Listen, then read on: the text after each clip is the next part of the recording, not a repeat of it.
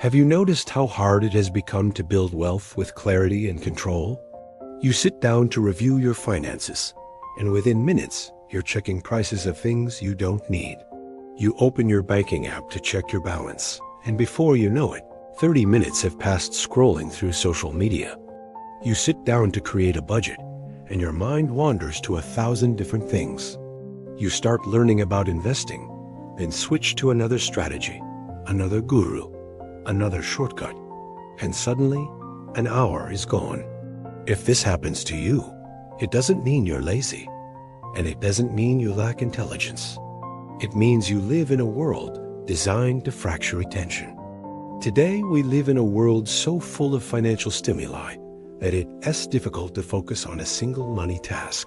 There's always a notification about a sale, a video about crypto, a text about spending money, a news item about market crashes, and it steals our financial attention. Our focus disappears, like money leaking from a hole in your pocket. And here's the uncomfortable truth. Fragmented attention is the silent killer of financial mastery. However, the habit of focusing on more than one financial task at a time wasn't always a bad thing.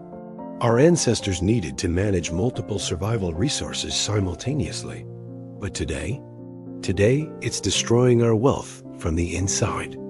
According to researchers at the University of California, it takes a person an average of 23 minutes to regain full focus after a single interruption. 23 minutes.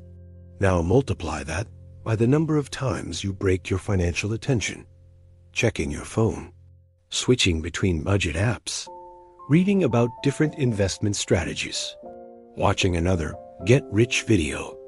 But what if there was a way to hack that?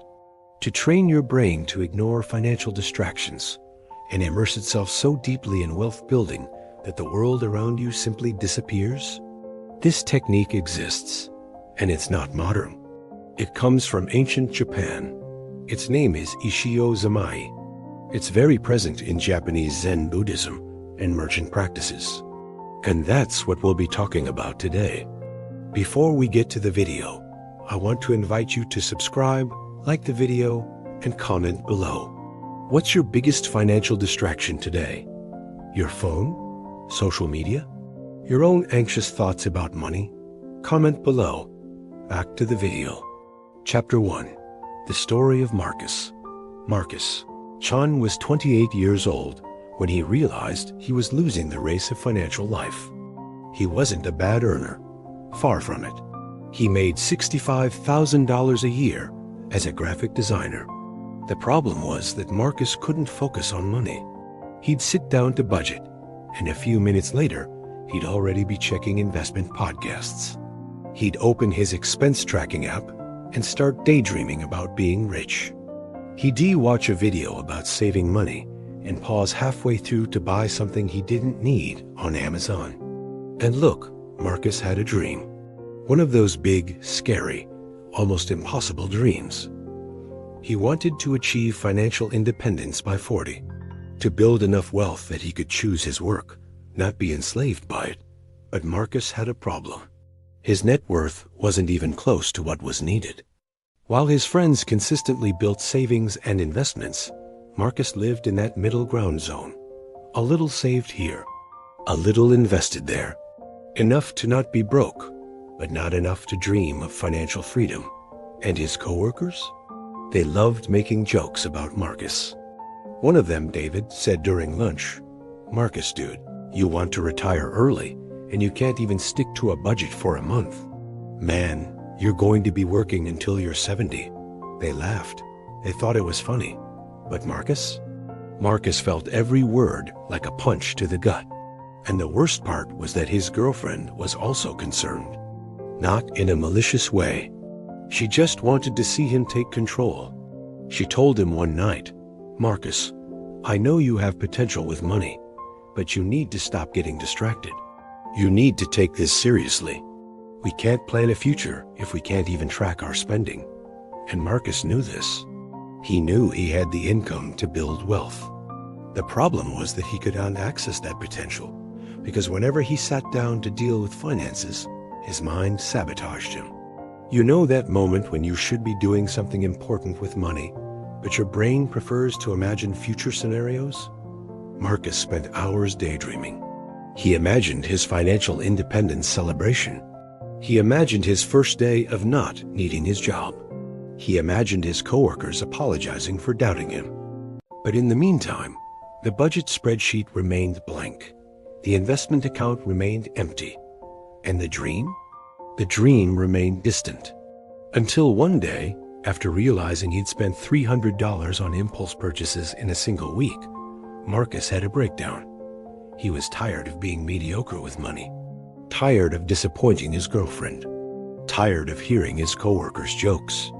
But instead of giving up, Marcus did something different. He decided to ask for help.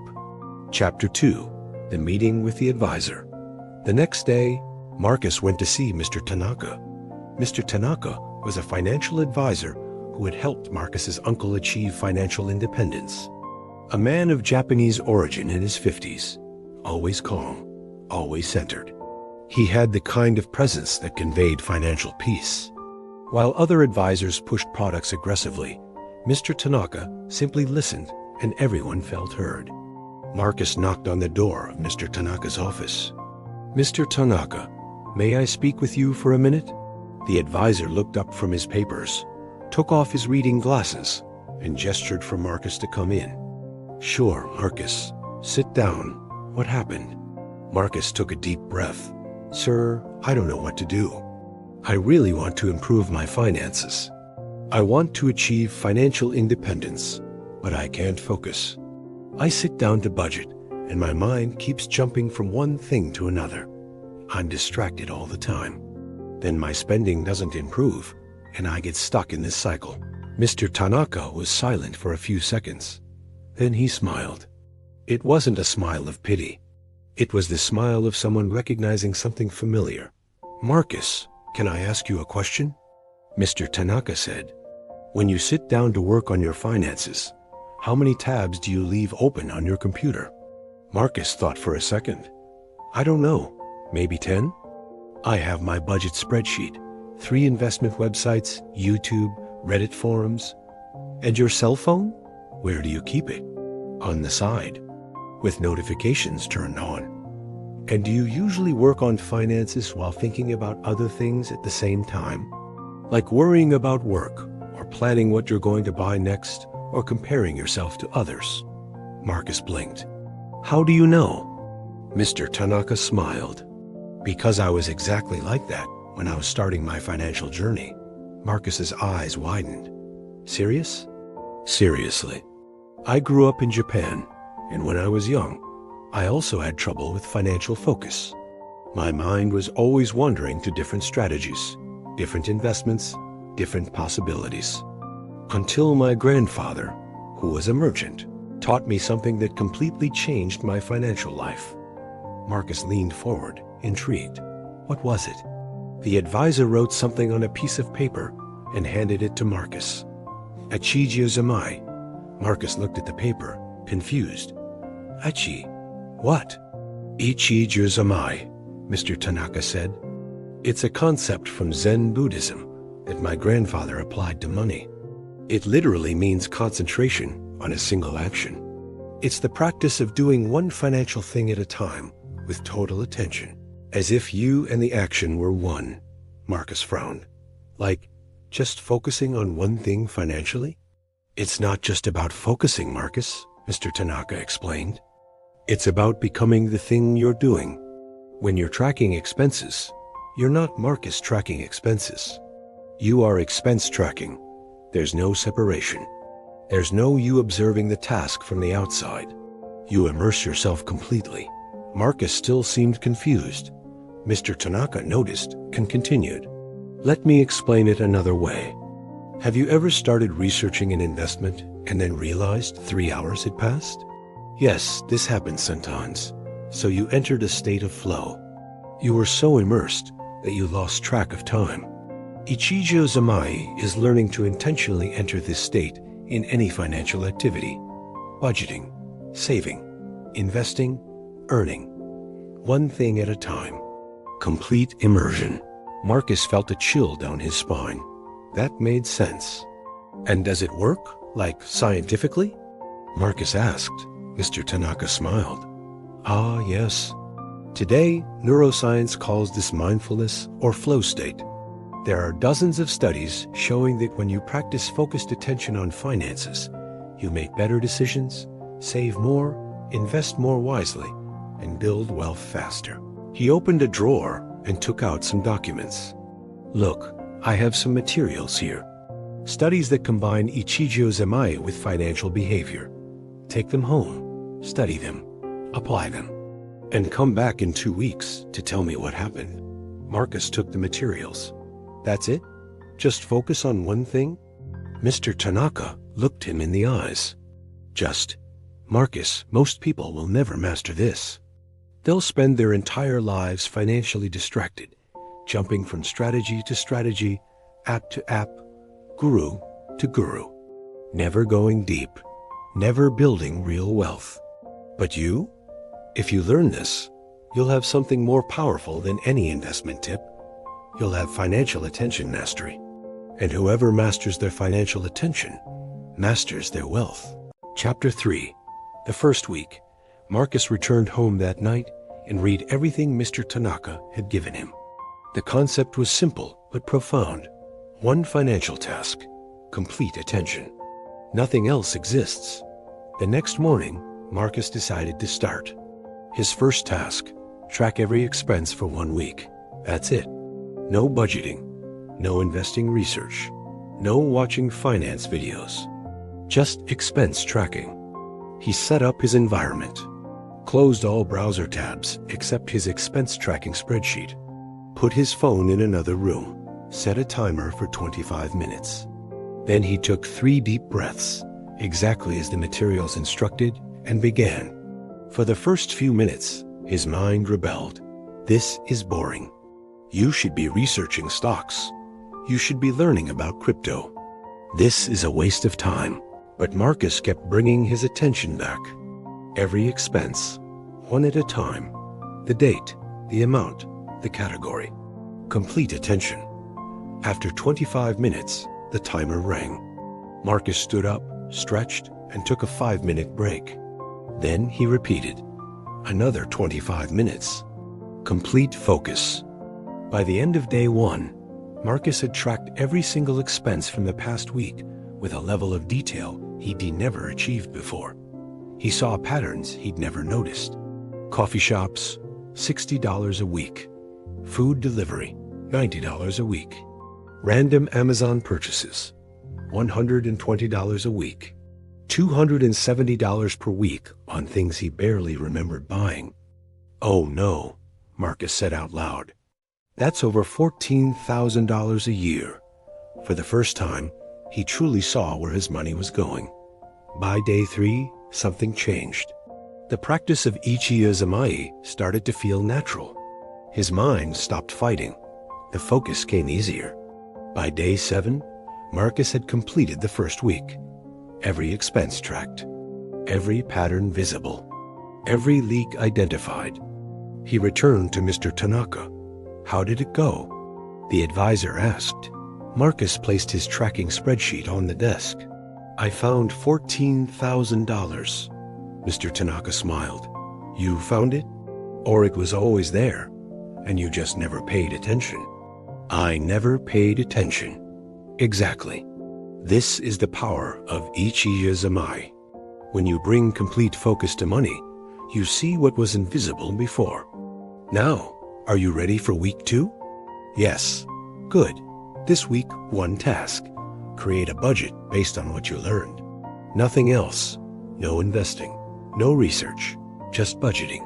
Complete attention. Chapter 4. The Transformation. Over the next 6 months, Marcus applied Ichigyo Zammai to every financial area of his life. Month 1. Expense tracking with complete focus. Month 2. Budget creation with complete focus. Month 3. Debt elimination strategy with complete focus. He had $8,000 in credit card debt. He created a payment plan. 1 debt at a time. Complete attention. Month 4. Emergency fund building with complete focus.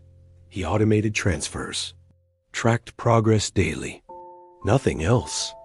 Month 5. Investment research with complete focus. Not 10 different strategies. One strategy. Complete study. Deep understanding. Month 6. Implementation with complete focus. He opened a brokerage account. Set up automatic investments. Index funds. Simple, focused, and something incredible happened. Marcus's financial life transformed completely. His expenses dropped by 30% because he was mindful of every purchase. His savings rate increased to 25% because he focused on saving, not just trying to save. His investments grew steadily because he wasn't jumping between strategies. But more importantly, his relationship with money changed. The anxiety disappeared. The constant worry faded. The financial stress dissolved. Why? Because Marcus had learned something that goes far beyond budgeting tips. He had learned to master his financial attention. And whoever masters their financial attention masters their wealth. 6 months later, Marcus had 0 credit card debt, $5,000 emergency fund, $15,000 invested, complete financial clarity. His co-workers noticed. David, who used to mock him, approached him during lunch. "Marcus, man, what happened to you? You seem different about money." Marcus smiled.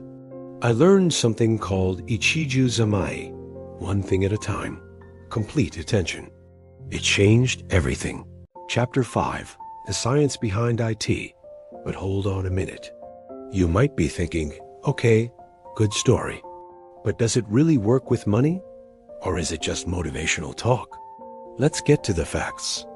According to a study published by neuroscientists at Harvard University, the regular practice of mindfulness, which is exactly what Ichigyo Zammai proposes, increases the density of gray matter in the prefrontal cortex. This means that your brain literally changes structure. The region responsible for financial planning, impulse control, and focus becomes stronger. Another study conducted by researchers at Stanford University showed that people who practice focused attention have up to a 40% reduction in the activation of the brain as default mode network.